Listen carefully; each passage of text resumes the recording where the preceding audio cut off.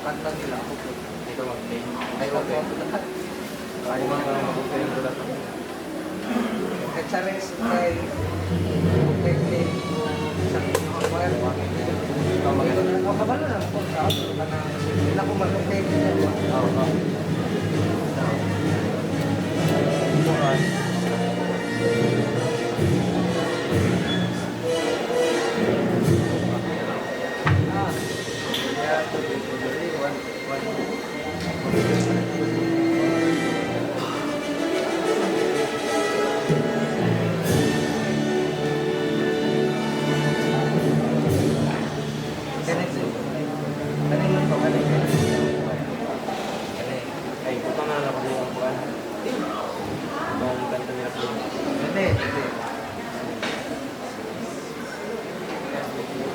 Everybody say, praise the Lord.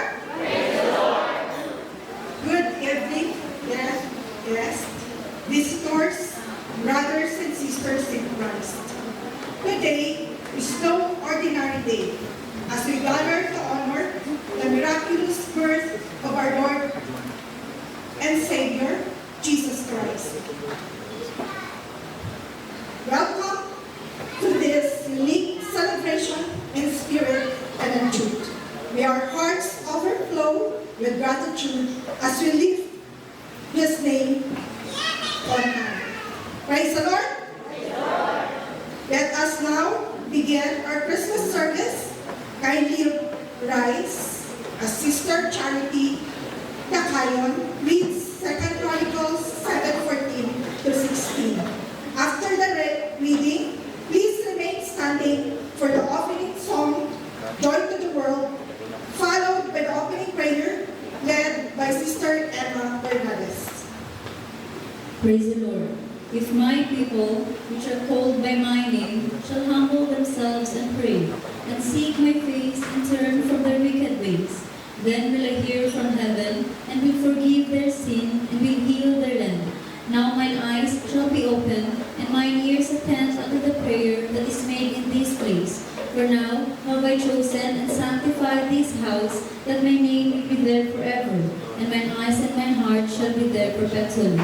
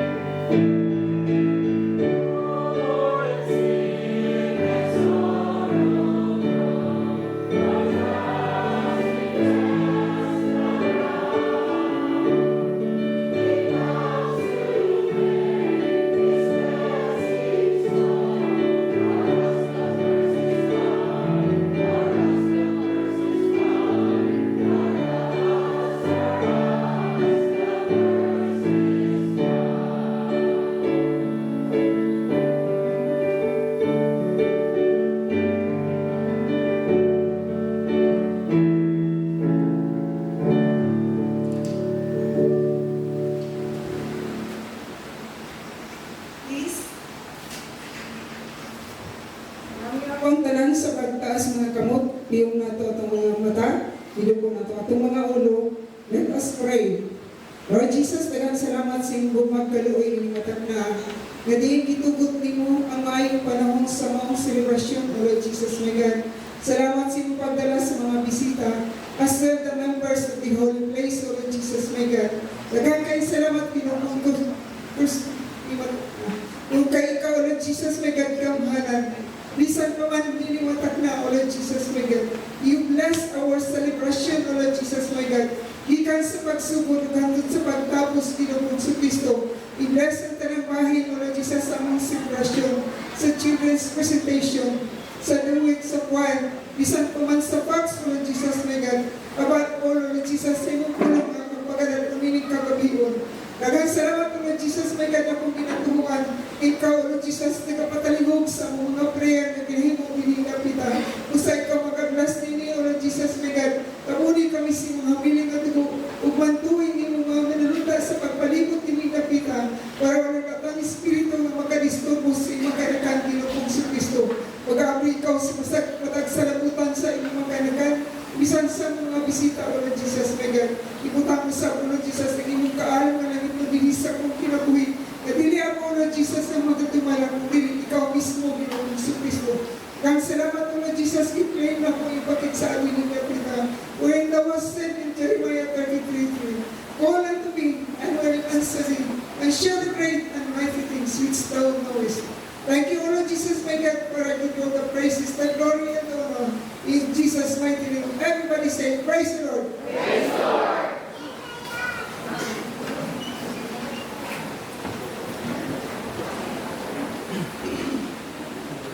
Everybody say, praise the Lord.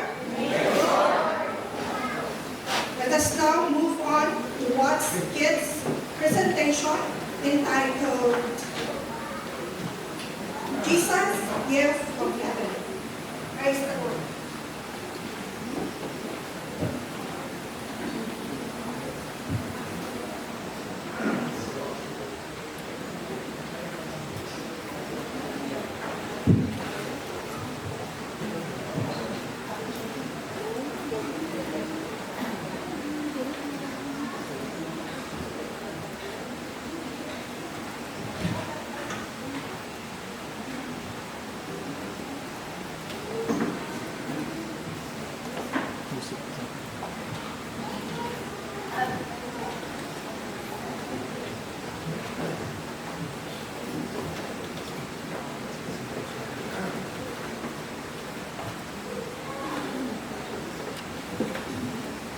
Welcome, everyone. We're excited to share with you the greatest Christmas gift ever given.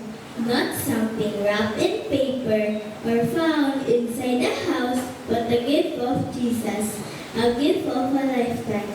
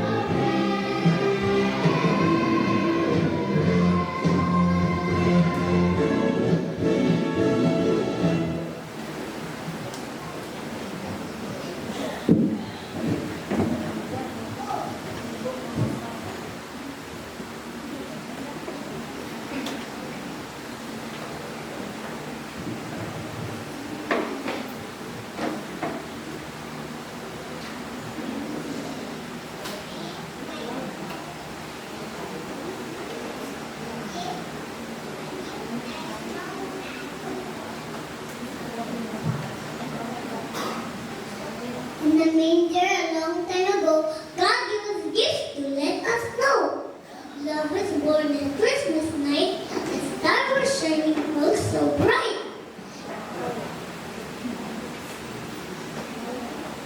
Not good, not toys, not something but Jesus, more than we ever thought. He brings us hope and grace, and He shows God's love in every place.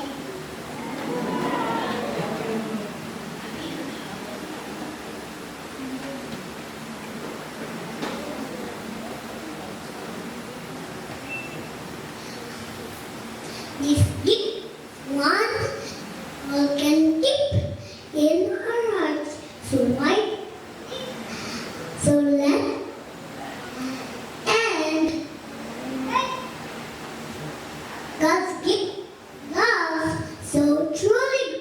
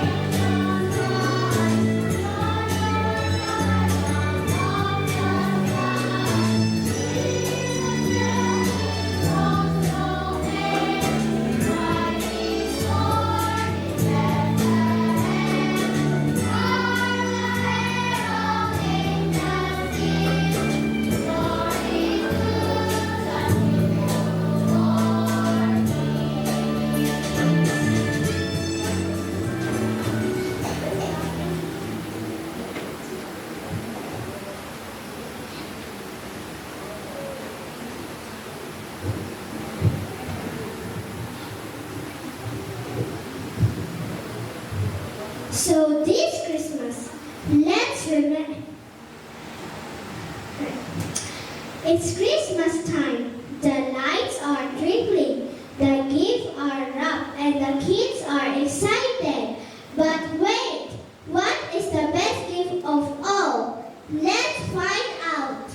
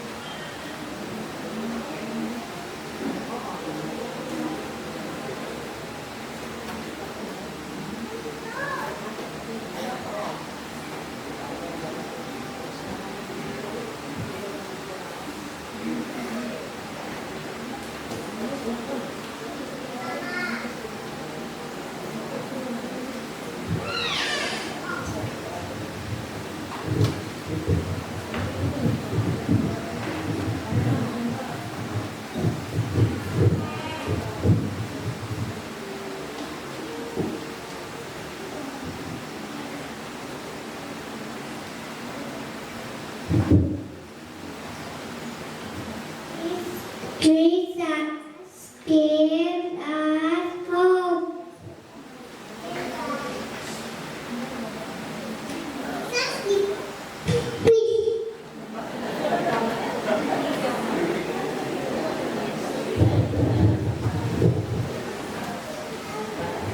Jesus is joy.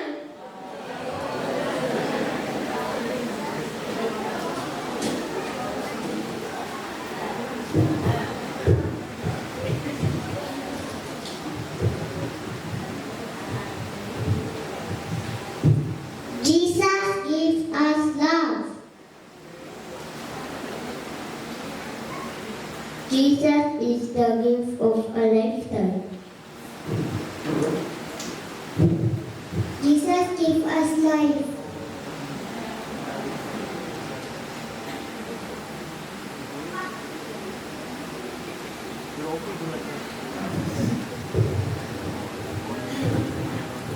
So this Christmas, let's remember the best gift is Jesus, and He's for everyone. And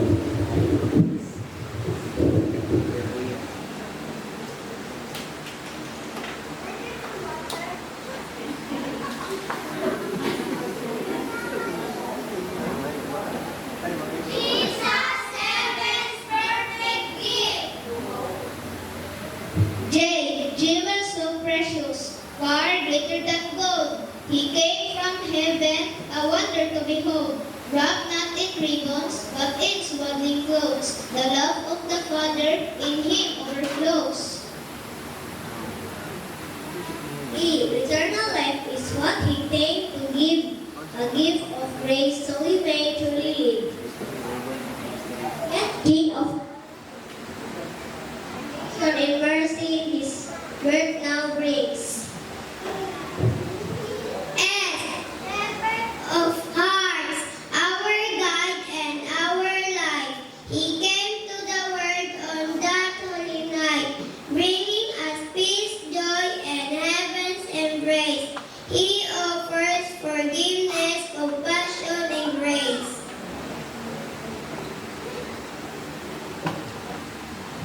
You, marched in love, pure and divine. This Christmas gift stands as a time that found in a box or on the road.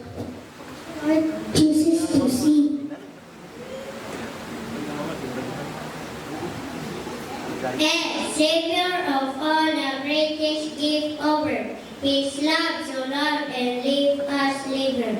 So as we celebrate this Christmas gift, let's welcome the gift that drew us near.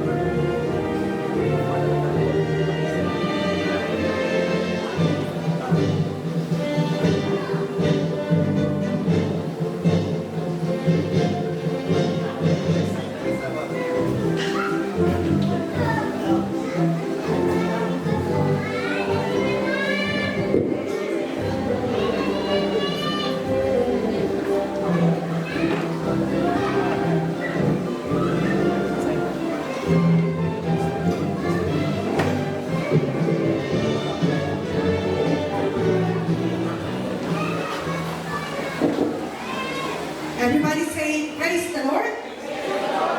Let us now transition to special segment, a key facts about the Lord Jesus Christ's birth. This will be presented by Pastor Russell John Tatayo. Praise the Lord.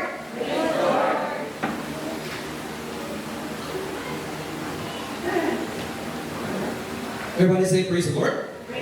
Praise the Lord. Okay. So before tayo proceed, inahanglan nato mahibalaan as to why we celebrate October 3 as Christmas or Christ's birth. Dili nato masabtan pinaagi sa ipahayag sa pulong sa Dios kung unsa katinuod ang pag-celebrate nato o Christmas as October 3. So walay paglangan, diretso ta. So the biblical facts of the Lord Jesus Christ's birth. We will uncover the origin of December 25 as Christmas in the world. So una nato ning tan-awon unsa giday sinugdan ani nganong December 25 Manila gina-celebrate ang Christmas. Next is the conception of John the Baptist. Diha nato may balaan kay dira man magsugod. Diha nato may balaan kanusa gibuntis si Lord Jesus Christ o kanusa siya gianak. Sugod ani nga calendar mapping.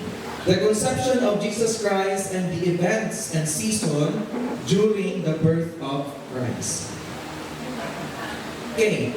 Many traditions celebrate Jesus' birth on December 25. Daghan kayo nag-celebrate din. Actually, tibo kalibutan nag-celebrate of Christmas as December 25. By carefully studying kaning gihatag na verse diri Luke chapter 1 to 2 and Matthew chapter 1 to 2 and understanding Jewish temple service cycle, we can estimate timeline. So mo kung gingon ka ganina nga magsugod sa pagbuntis kan John the Baptist dito ta magsugod og ihap kanus gibuntis gid si Lord Jesus Christ para makaihap ta kanus siya gianak nga bulan. Ato nang hibalaan karon. Okay. Before that, ato sa ning tanawon sa ikanong December 25. Unsa day nasa likod aning December 25? Kanong December 25 nila gina-celebrate? Or sa kadaghanan or sa tibuok kalibutan ang Christmas. Ingon diri in Roman Empire, December 25 was already a significant date. Sa Roman Empire, sa lungsod sa Roma, na sila gina-celebrate ani before pa si Lord Jesus Christ. Kung saan gina-celebrate? Kaniyo? Dies Natalis Solis Invicti. Kinsa man ang birthday? Birthday of the unconquered Son. O kakabalo, unsa na? Wala ko nag-dig deeper kung unsa ng birthday ng unconquered Son. May bala na tunaw niya. A festival honoring the Sun God. Pag numeritag Sun God, doon pasabot, Diyos, Diyos. Meaning to say, dili tinuod, meaning to say, not pertaineth unto God. Sumunod ang celebration sa December 25. And Saturnalia, which is gina-celebrate nila December 17 to 23, and festival of feasting, gift-giving, and merriment. Some historians believe Christian chose December 25 to replace Christianized pagan festival. Kani siya ng klaseng ilahang ginabuhat na practices is considered ginaila nga pagan practices. Pag mayroon ang pagan, that is outside the will of God. That is outside the law of God. Praise the Lord. Okay, so much for that. Proceed ta. So mo na siya ikuan, mo na siya origin anang December 25 para sa kaibalo sa tanan. Unsa nining pagan practices, no? Sure kato na lang nato, mo ni siya idolatry, which is worshiping statues, images, sun. Di ba nag-isdod kanina? Sun God.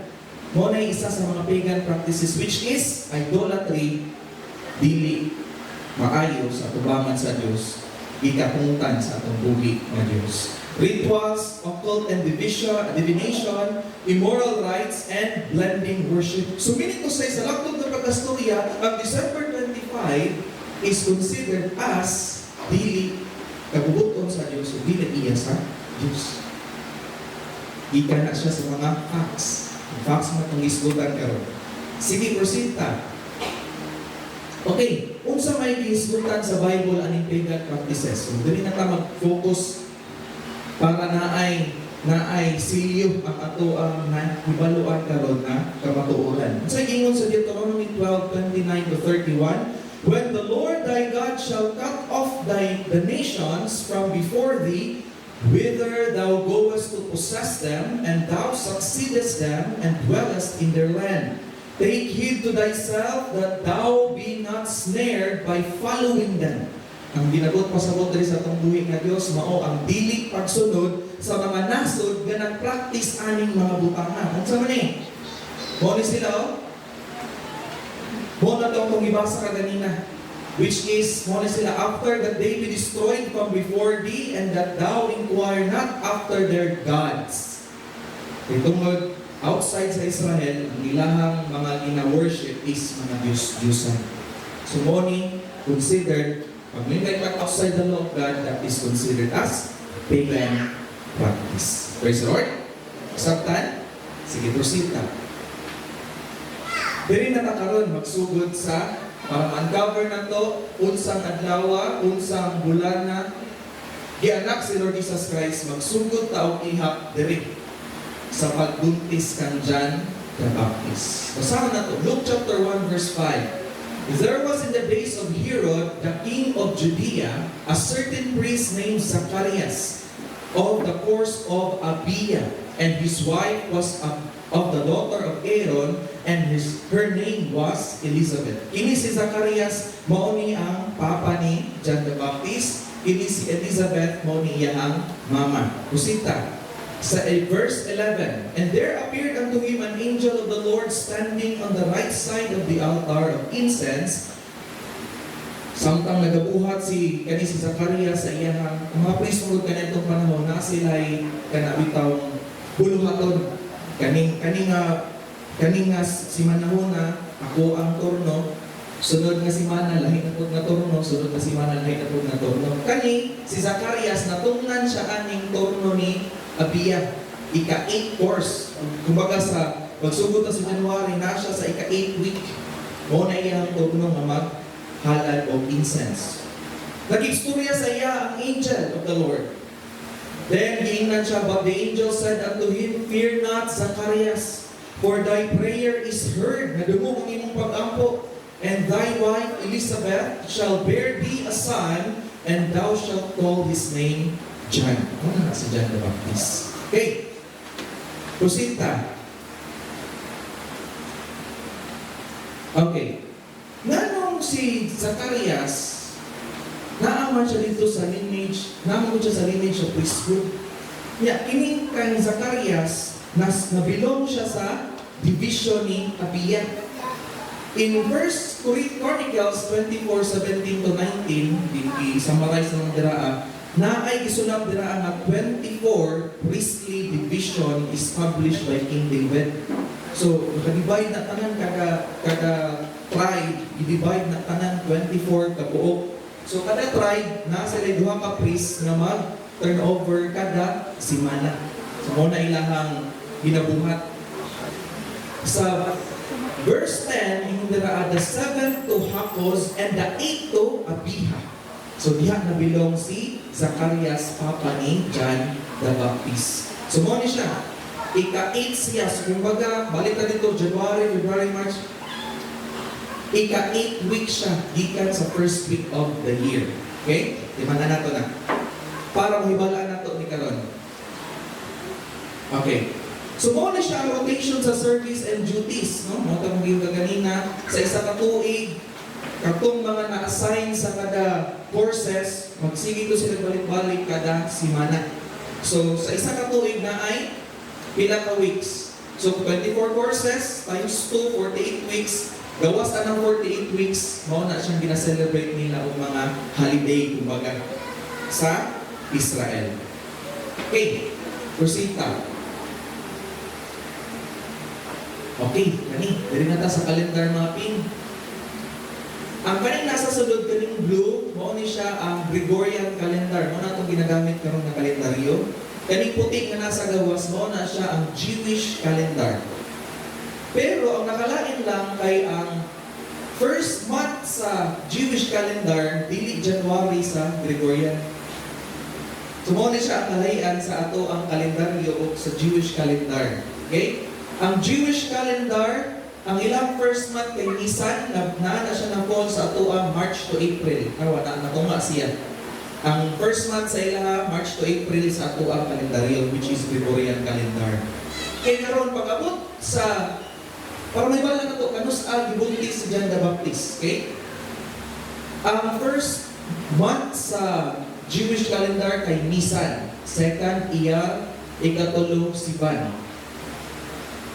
Kung imaping nato, first week, mo itong unang course, second week, second course, ang ika-third week sa Nisan, naa sila yung celebration, holiday nila isa kasimana. So skip ni, walay buluhato na ni sa simbahan.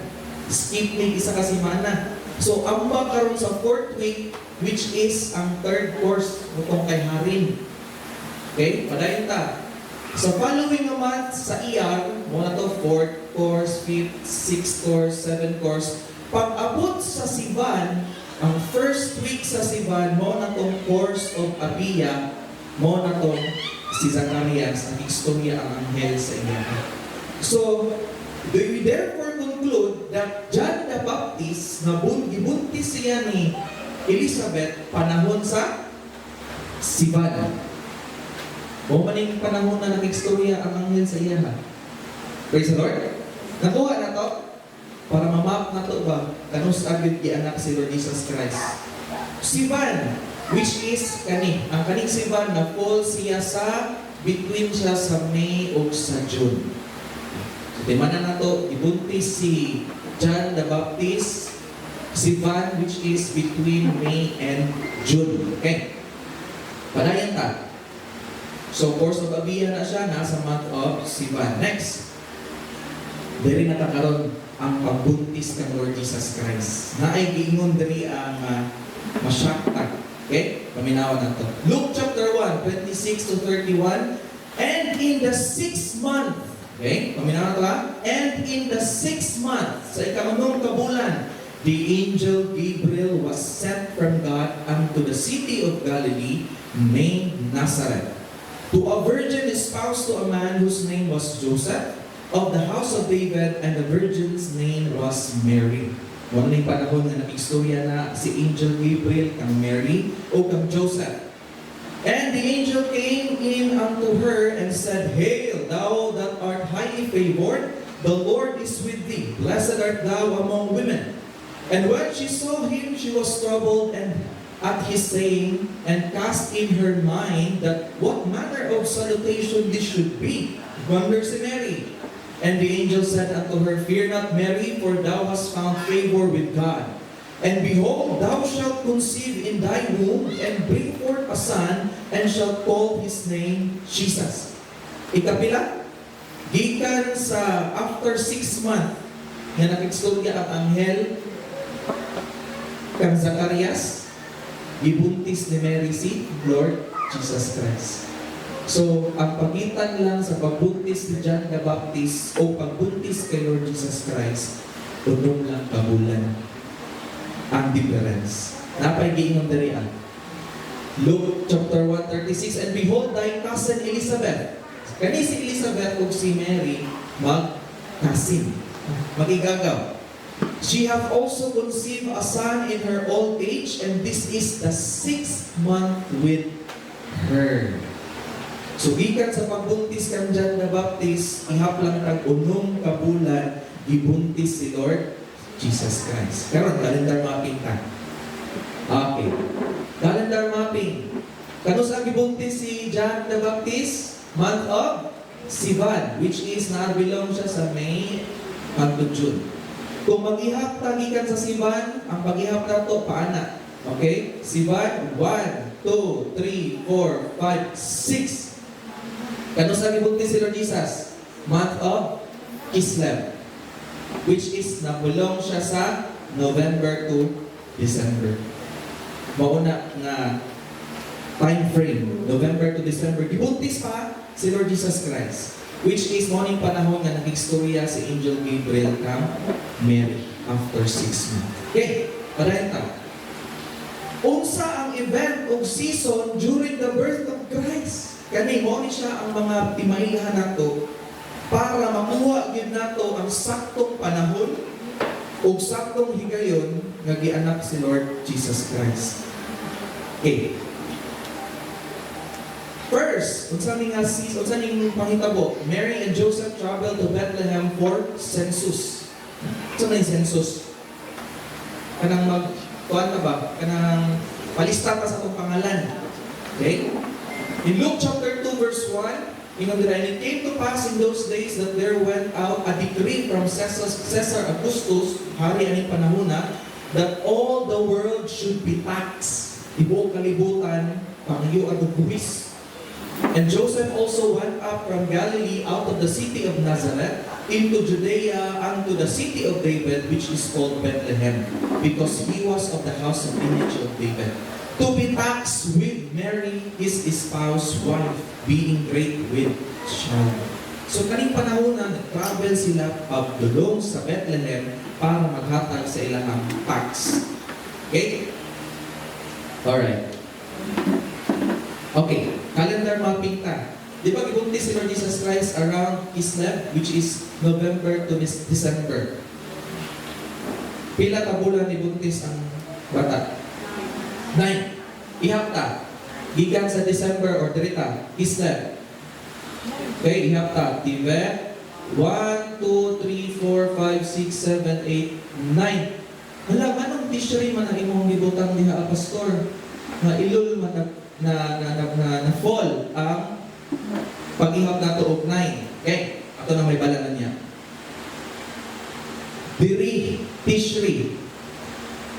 Kung imong panahon pag-ayo, pwede magod na to ingnon or pwede magod ta mo ingon na 6 months, pero na-fall day gyapon siya sa December. So might be nga ang pagbuntis ng Lord Jesus Christ is between Kislev to Tibet.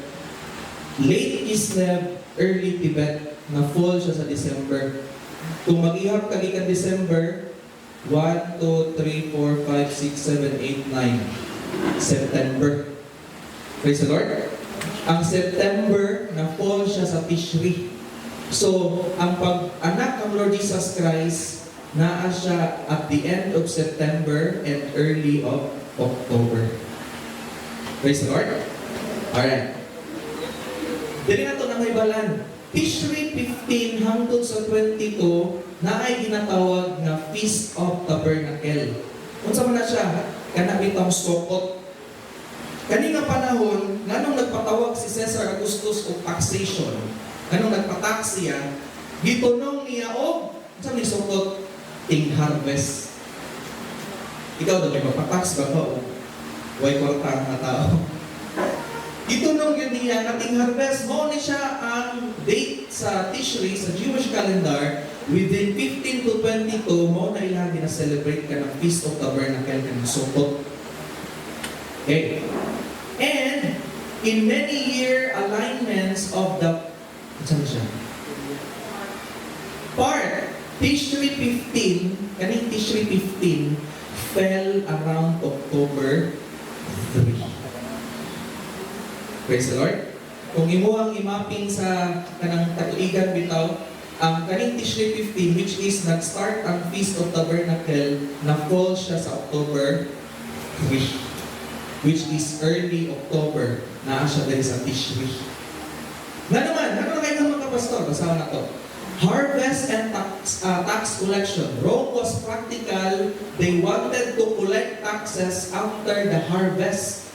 So, kining Tishri, panahon ni siya sa, matunga ni siya sa autumn o sa spring. I mean, summer to autumn. I mean, wala ko nagkamali. Sa kanang pilabitang weather sa Israel, ani nga panahon. So, kanang nga time, ting harvest. Okay? Ani mo ni siya, tabernacle sokot. Alright, sige, proceed ta. In Leviticus chapter 23, verse 39 to 43, gipadayag na ni, or giingon na ni sa atong buhay nga Diyos daan, unsay mahitabo panahon ani nga celebration. Unsay gingon dira also in the 15th day of the 7th month. Balik ka. Sorry. Okay. 15th day of 7th month. Di ba ang 7th month kay Tishri? Pero 7? 15th day. So, morning ingon sa itong buhay nga Diyos, sa akong ibasa, in Leviticus 23, in 15th day of 7th month, when ye have gathered in the fruit of the land, so syempre, ting harvest, ye shall keep a feast. Morning na ay holiday, ano nga panahon sa ila, kay pistaman, unto the Lord 7 days. Muna 15 to 22. On the first day shall be a Sabbath, and on the 8th day shall be a Sabbath. Okay? It shall be a statutes forever in your generation, ye shall celebrate it in the 7th month. So, Tishri, Jesus is born and laid in a manger. Muna siya na panahon. Pagsugod sa celebration, which is ang Tishri 15, na fall siya sa October 3. Ang mapping na to, muna ni ang pag-anak ng Lord Jesus Christ. Ikaw daw, babe. Sige. Before we proceed, basahan sa nato. Luke chapter 2, 6 to 7. And so it was that while they were there, the days were accomplished that she should be delivered, and she brought forth her firstborn son, and wrapped him in swaddling clothes, and laid him in a manger, because there was no room for them in the inn. Kiti man ini, nganong wala may room in the inn? Basahan na to. Tungod kay sa gihatag na mandate sa tungguig nga Dios sa Old Testament, ingon sa Dios, ye shall dwell in booths 7 days, and all that are Israelites born shall dwell in booths. But pasabot, daghan kay tao sa in. Tungod aning nga celebration. Mo nang si Lord Jesus Christ gianak nasa manger. Kaya tungod aning Feast of Tabernacle, puno o tao ang Israel. Kaya pista good. Isa nakato ng pista dali. Di ba ganyan ito, mamista ta? Pinagagay tao. Tao pa'y inuwi mo pa'y tao. Dag sabi sa ting taga dira, bisa di lang ilado. Mayroon lagi anti. Pagawang ko na ikunin mo. Di ba? Para lang yung makakao sa pista. Subunin na ito. Mandate mo kung sa tungkuhin nga Diyos, o ilagyan kong ginapractice hangtod ang mga panahon. That's why, panahon sa Sokot, kaning Feast of Tabernacle, wa yo'y libre nga in puno kanan. Mo nang si Christ, gianak sa manger. Okay. Kaning mong Sokot, kaning Feast of Tabernacle, isa magudi siya sa tulo ka pilgrimage feast sa tibuok tuig. Una, katong Feast of, so sa pinakauna itong ibasa kaganina, kami ikaduhan niya siya nga pilgrimage feast. Okay. Right ta. Ikatulong na panghitabo sa pagpanganak ng Lord Jesus Christ, an angel declares the birth to nearby shepherds. Basahan na ito. Luke 2, 8 to 11. And there were in the same country shepherds abiding in the field, keeping watch over their flock by night. And lo, the angel of the Lord came upon them, and the glory of the Lord shone round about them, and they were sore afraid. And the angel said unto them, Fear not, for behold, I bring you good tidings of great joy, which shall be to all people. For unto you is born this day in the city of David a Savior, which is Christ the Lord. Abi ninyo na ay purpose nga nung nakikstorya ning angels sa mga shepherds. Okay. Shepherding practice in Judea, panahon kanisa sa Israel, in winter, December to February, mo na siya ang ilang time sa winter. December to February. Nights in Bethlehem are cold and rainy, sometimes even snowy. Shepherds in that season would bring their flocks in for shelter, not stay with them outside in the open fields at night. Karon kung December ipanganak si Lord Jesus Christ, na ba day shepherd sa field? Di ba wala? Ingon na ako? Siyempre, itong daw ng December, winter man na sa ilang area. Ang December, Nya kani nga panahon, it is a proof na naagyud sila sa siguro kanang lindot na klima ang panahon kanong naaman sa gawas ang mga flocks. Isa ni siya sa facts. Praise the Lord. Nga atong makuhaan why we celebrate ang birthday ni Lord Jesus Christ as October 3. Praise the Lord. Tungod ani isa ni siya sa hinungdan, tungod aning mga shepherds that abides in the field. Okay, application for Jesus' birth. Hapit na naman. Okay? Before that, ingon tayo diriya, autumn ni siya nga panahon kaning March to October, autumn. Pag autumn ganing ting harvest. Mo na siya nga panahon. Ting harvest gianak si Lord Jesus Christ. Application for Jesus' birth, since the shepherds were still out in the fields at night, it strongly suggests that Jesus was born in the late summer or early autumn. Not midwinter, dili panahon sa tingtugnaw. Praise the Lord. Ikaduha, magpatawag pa ni taxation kung tingtugnaw. Ikatulo, daghan pa ning tao anong panahon na sa Jerusalem kung tingtugnaw. Madili na gina sa ilang tagsara pa ni Malay. Di gina sila mo travel. Kaya pag mo travel kaning panahon ng atintugnaw, daghang danger. So, mo ni siya ang mga kamatuoran why we celebrate Christmas as October 3. Okay. Nahin na rin mga, kaning naka-table.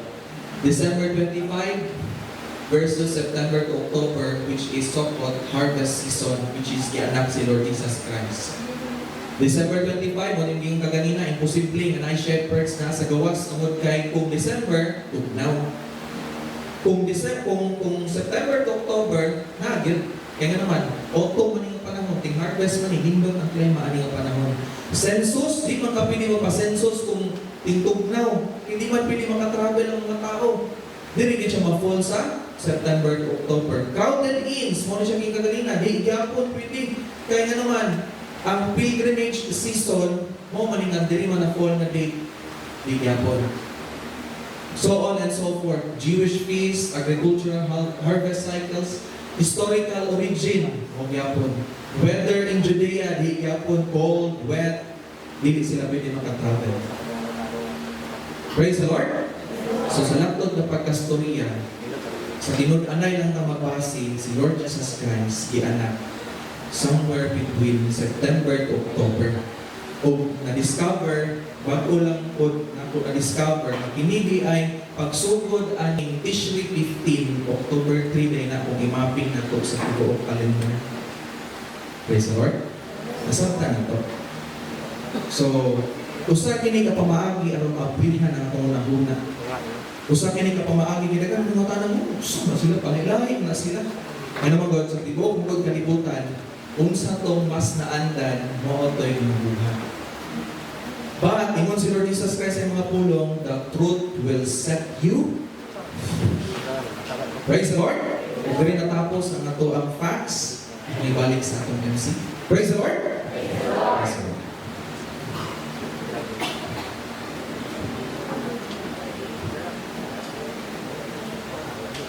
Everybody say, praise the Lord. Praise the Lord. At this time, let us now proceed to offertory. While the offering bag is passed on, or as around, will we send a special song entitled The Ways of God.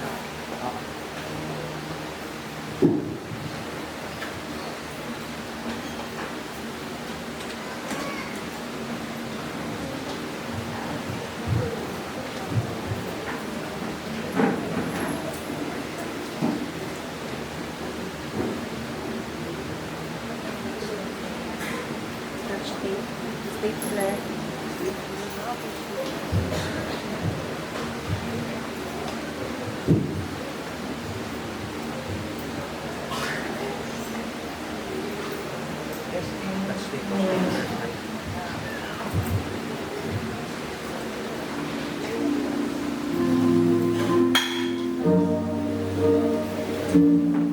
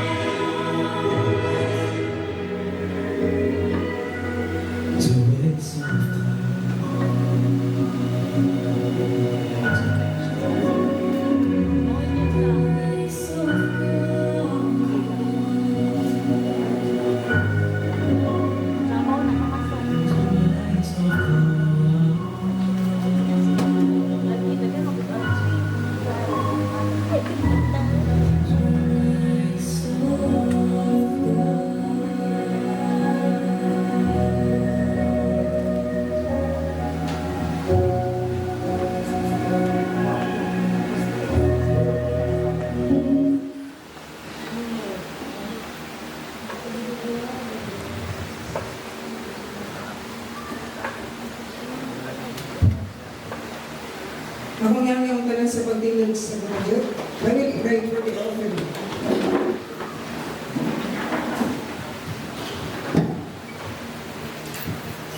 Praise the Lord Jesus, Hallelujah. Dagang salamat kay Kristo Kristo sa mensahe sa mga special number, the ways of God.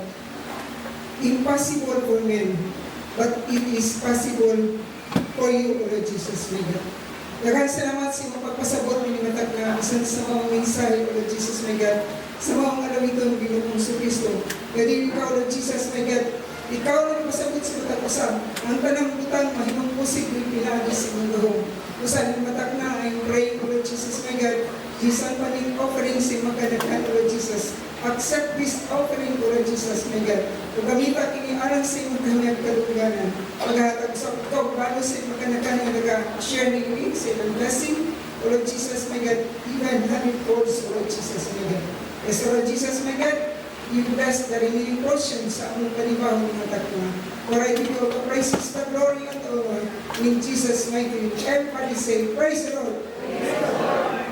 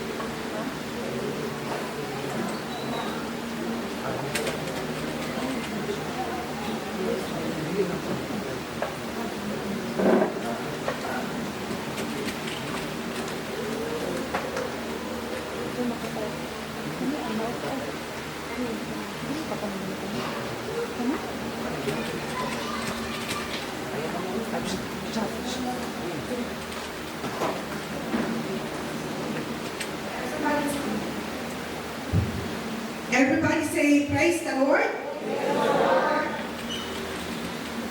Let us now watch the Christ's Birth presentation entitled Symphony of Christ's Birth. Praise the Lord.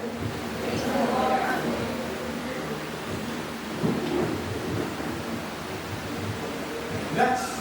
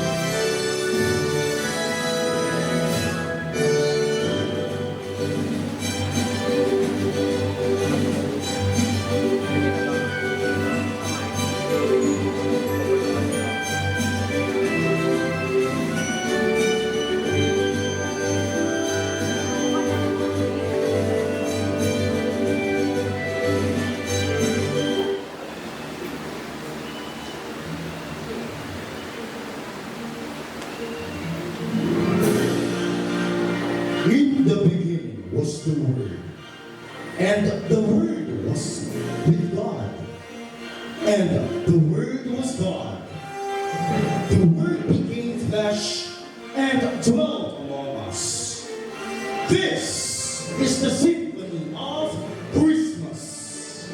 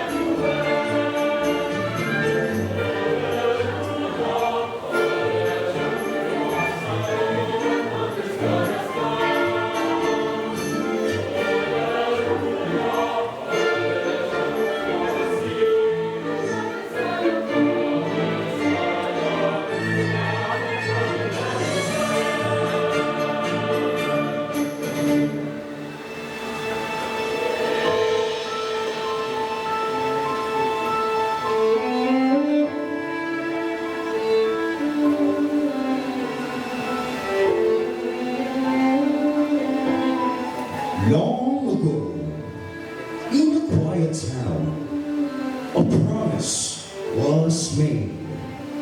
A light would come into the darkness, a Savior born to guide the world. Tonight, we retell the story of Emmanuel, God with us. Mary, my cousin, you bear the Savior within you. How can this be?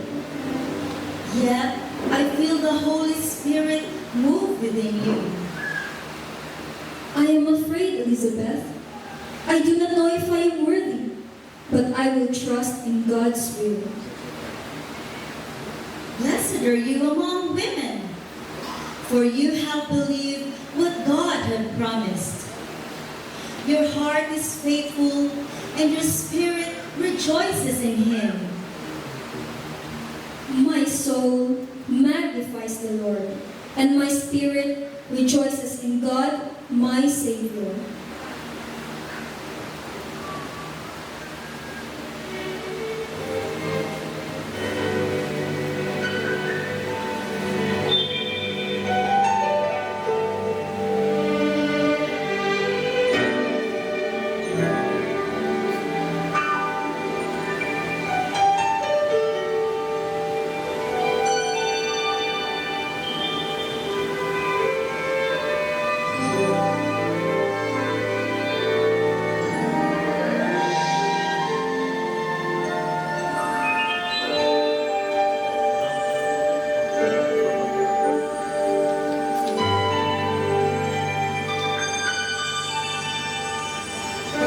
Couldn't see the sunshine through the shadows.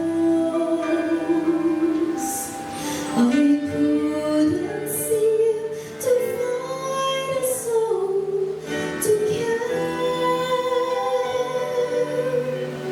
And in my darkest hour, you touch me with your heart, and when I looked, your light was everywhere.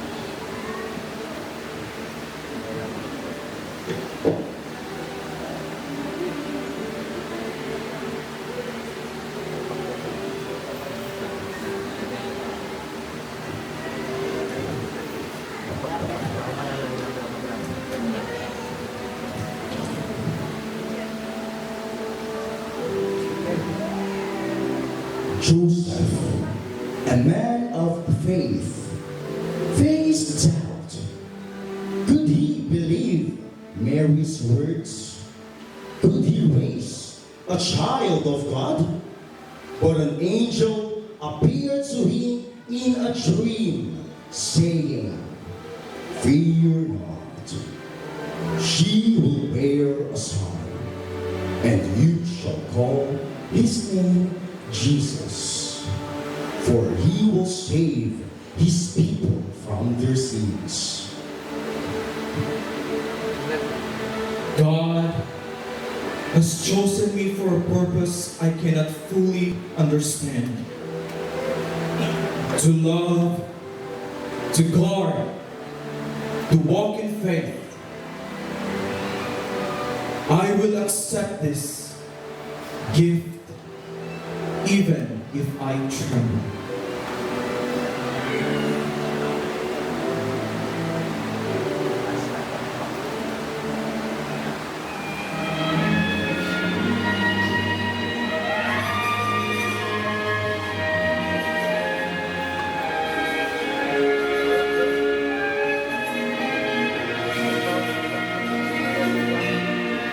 Before I looked for you, you found me. Before I knew your name, you knew mine. Before I spoke a prayer, your precious gift was there. One I never thought I'd find. The gift of a lifetime. That's what you gave. Your life as an offering, my life to save. Taking my song of tears to an anthem of praise for the gift that you gave. The gift of a lifetime.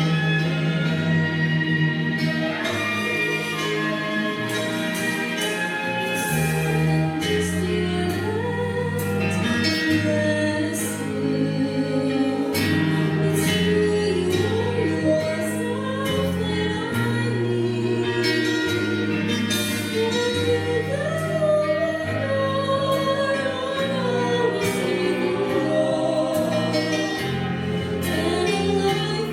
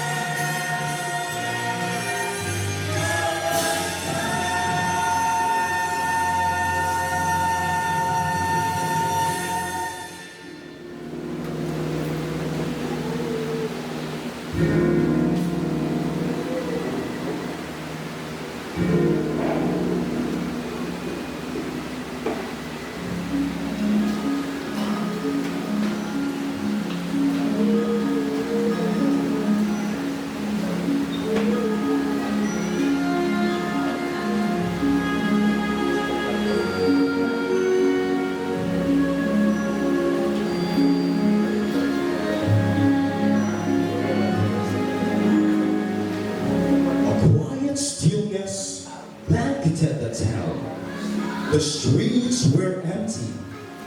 The marketplace sat dormant.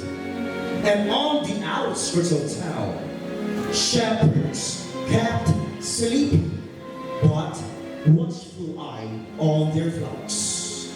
Suddenly, the calm was broken by an immense light as an angel of the Lord burst forth from the heavens with a proclamation. Do not be afraid, for behold, I bring you news of great joy, which shall be for all the world.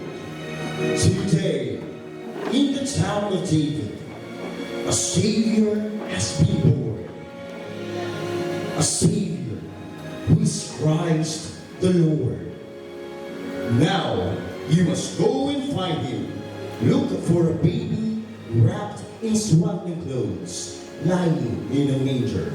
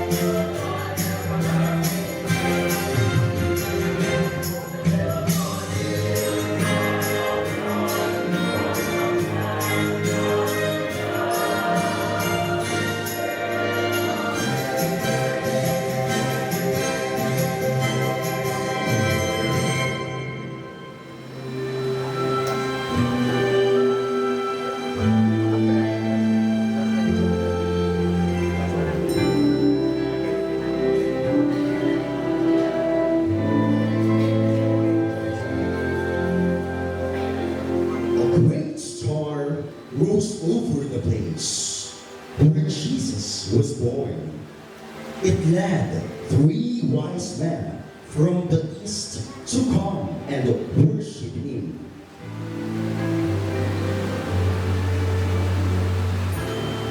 Frankincense, for the Lord above all lords.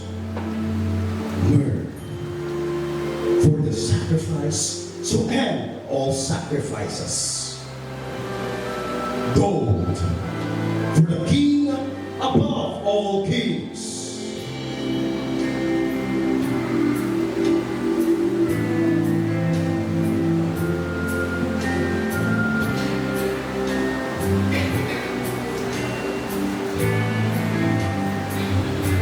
May we treasure this holy moment when God became man and rejoice in the boundless gift of his love.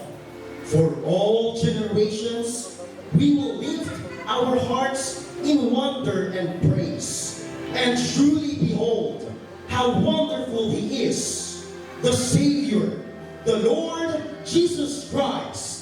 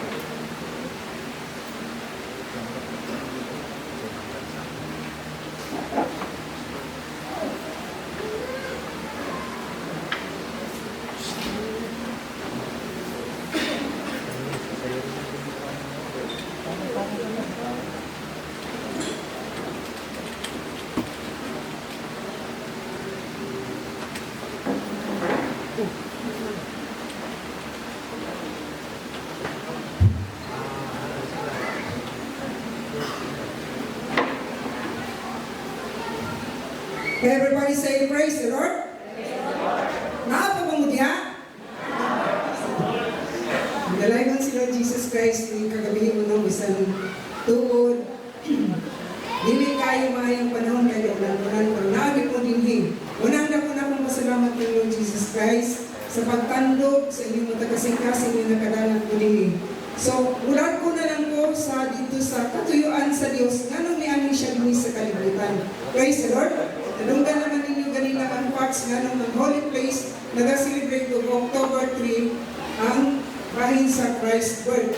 So, niliwatak na akong itakel ang purpose nga nung miani si Lord Jesus Christ din sa kalibutan. Inulis dako kitang kabahin nining matak na tungod kay dako kayo ang ihang katuyuan para makaangkon kita sa kaluwasan o dili basta-basta ng kaluwasan na iyong i-offer sa atua. Praise the Lord. Atong basahon ng first verse din ha na nag-iunin na sa John 3:16.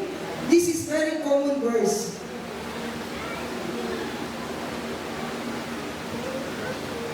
Palihog ko sa rin, isa kong rin rin.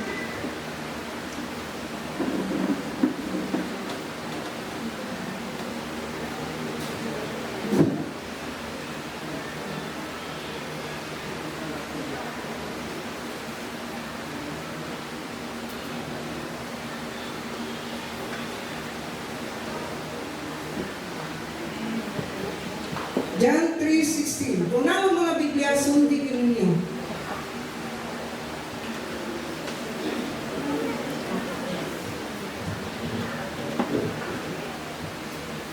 Praise the Lord. For God so loved the world that He gave His only begotten Son, that whosoever believeth in Him or in Him should not perish, but have everlasting life. Walang purpose nga naman Diyos yani sa kalibutan. Tungod kay gihigugma niya ang tibok katawan nining kalibutanan. Ang gugma sa Diyos, dili lamang sa kataw kung dili. Kung inyo nakita kanina sa illustration, bisan parang din sa kwar, di ba ang Diyos nakikisturad to anghel dito sa mga shepherds. And then the wise men di pahibalo. Therefore, covered ang tanan. Not only for the poor people, not only for the wise men, not only for the rich people, ang gugma sa Diyos, cover kini sa tanan katawan nining kalibutan.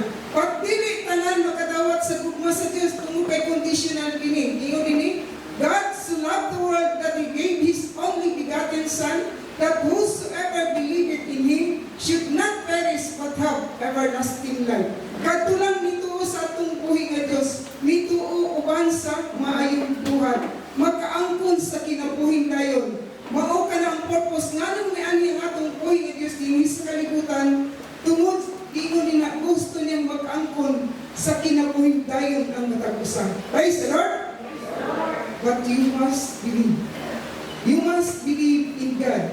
And you do what is the commandments of God. Praise the Lord. E kung dili nato buhaton ang commandments of God, kitang tanan, we will perish. Mga matay, dili ordinaryong kamatayon, kundi dito sa Pilipinas sa kalayo. So, kung sa ilang gidala, pagkani din sa kalibutan, everlasting life. Pandili tanan makaangkon sa kinabuhing dayon, kung dili ikaw mutuo sa atong buhay nga Diyos, o karang pangtuwa, kinahanglan, inubanan o good works, para maangkon nato ang kinabuhing dayon. Kung sa pagingong dito sa John 6:47, John 6:47,